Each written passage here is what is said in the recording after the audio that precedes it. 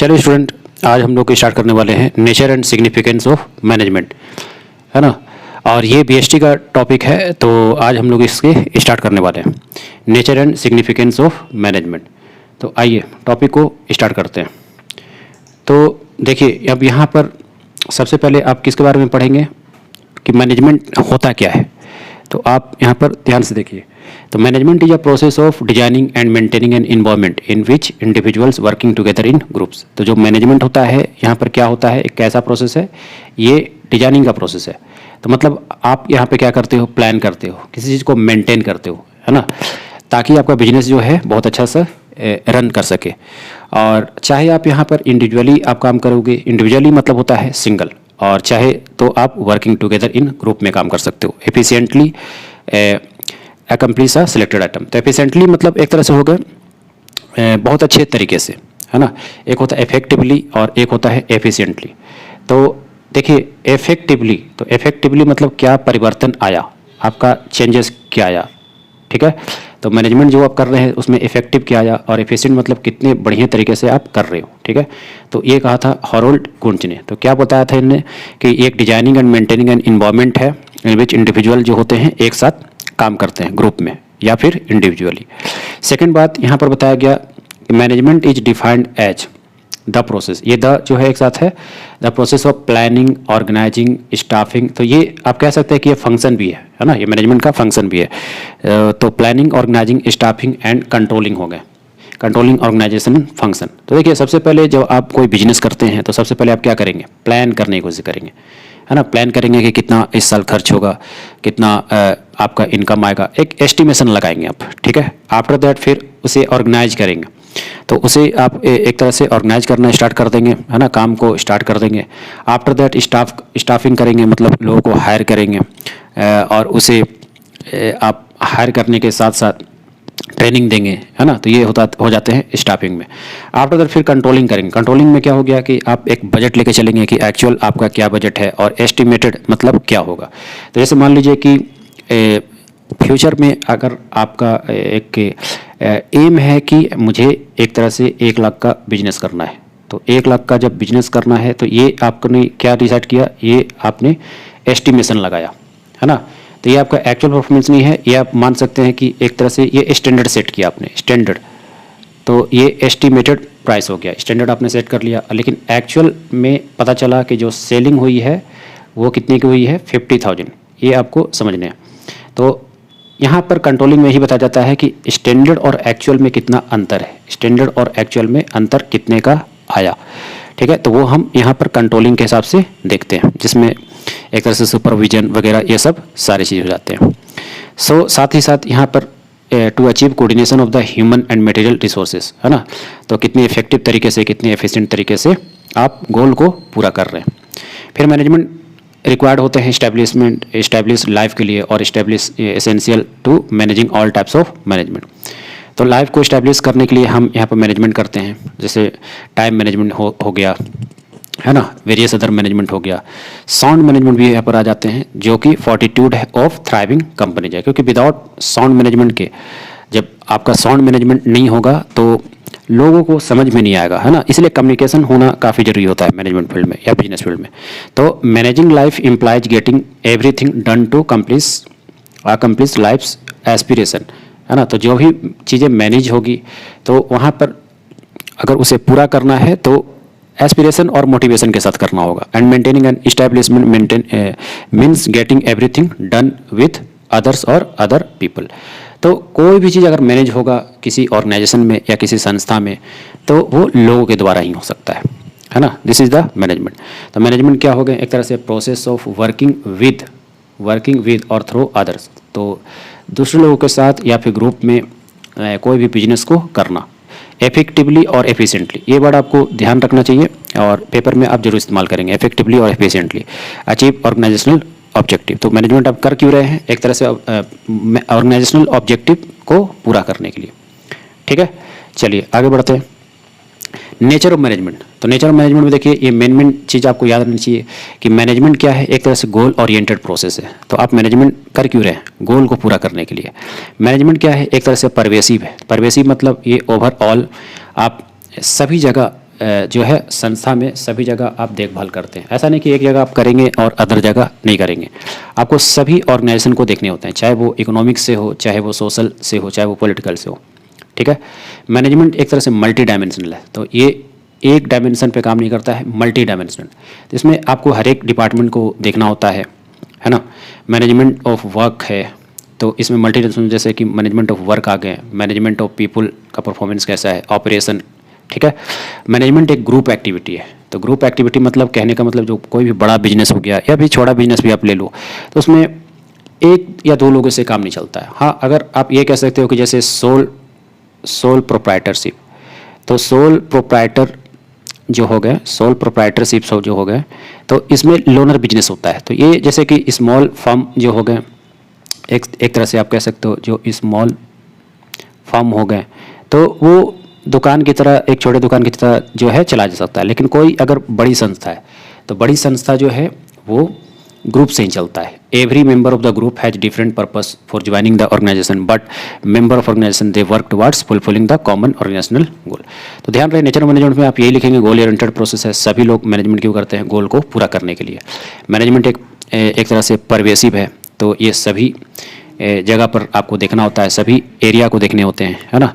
तो what are managers do in India, USA, Germany, Japan.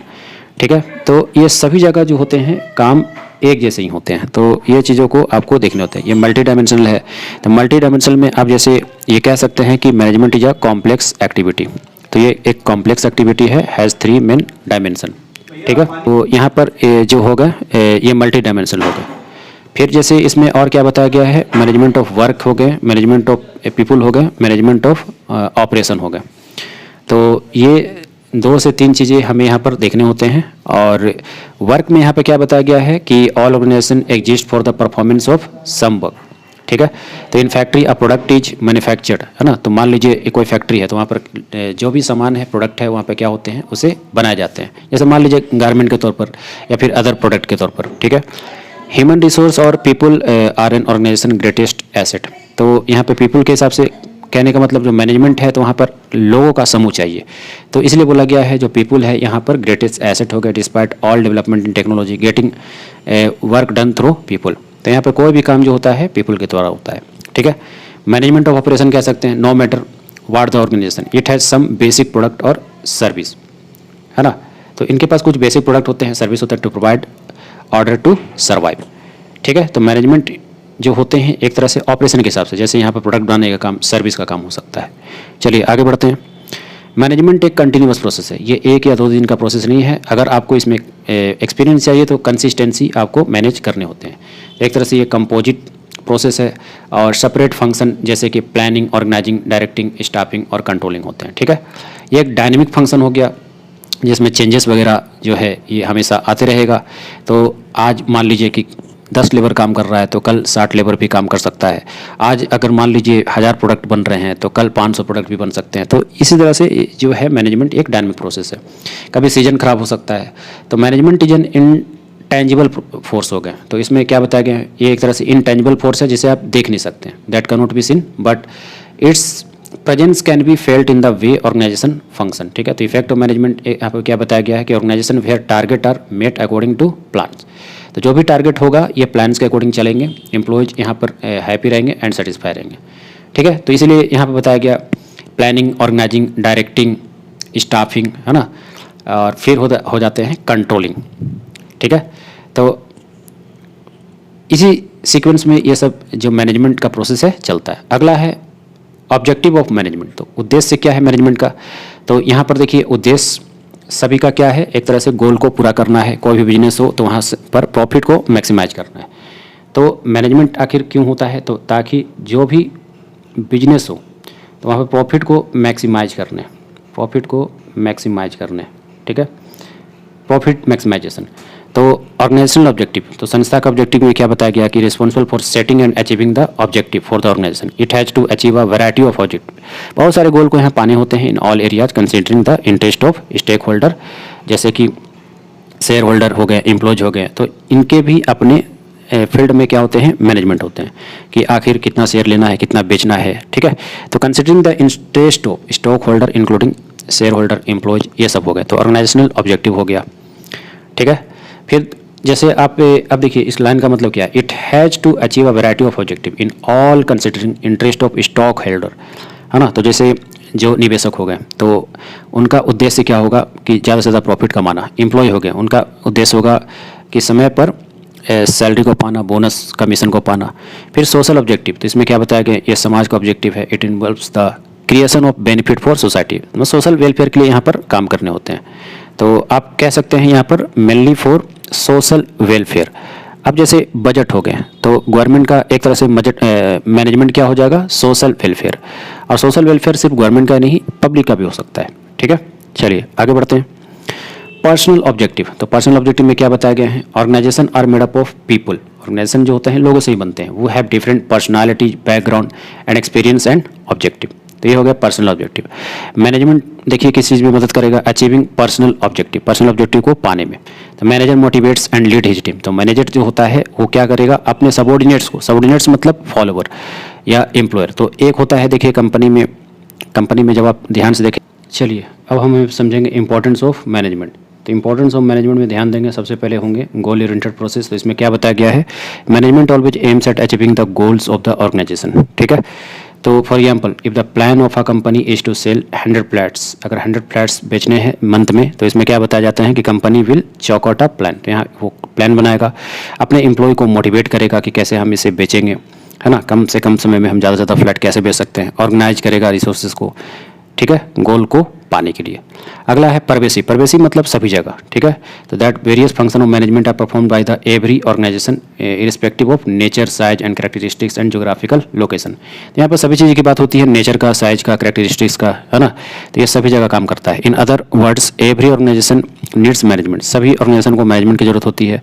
For example corporate firms must be manage as much as non profit organization.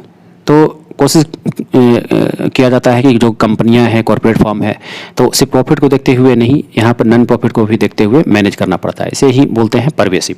तो एक तरह से organization in India must be manage as much as organization in Japan. चलिए आगे बढ़ते हैं।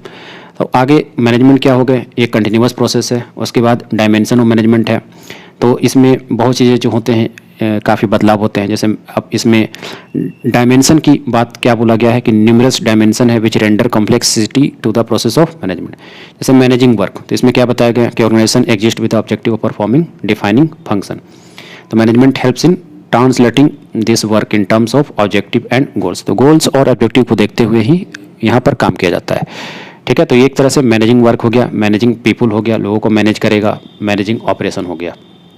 तो एक तरह से इसमें क्या बताया कि where inputs are converted to desired product और आउटपुट्स, ठीक है। ये एक ग्रुप एक्टिविटी प्रोसेस है, ये एक डायनेमिक है जो कि हमेशा चेंज होते रहता है समय पर। ये इनटेंजिबल है, मतलब इसे आप फील कर सकते हैं, देख नहीं सकते हैं, ठीक है। तो ये सब सारे जितने थे मैनेजमेंट के क्या हो गए, कैरेक्टरिस्टिक्स। फिर नेक्स्ट वीडियो में हम बिजनेस स्टडीज़ के और भी लेक्चर्स लाएंगे, और यहाँ पर कोशिश किया जाएगा इकोनॉमिक्स के भी लेक्चर आपको मिले, और अकाउंट्स के लेक्चर तो चल ही रहे, है ना। तो कॉमर्स का जितना भी है यहाँ पर क्लास 11-12 का आपको सारी सुविधा मिलेगी। Thank you.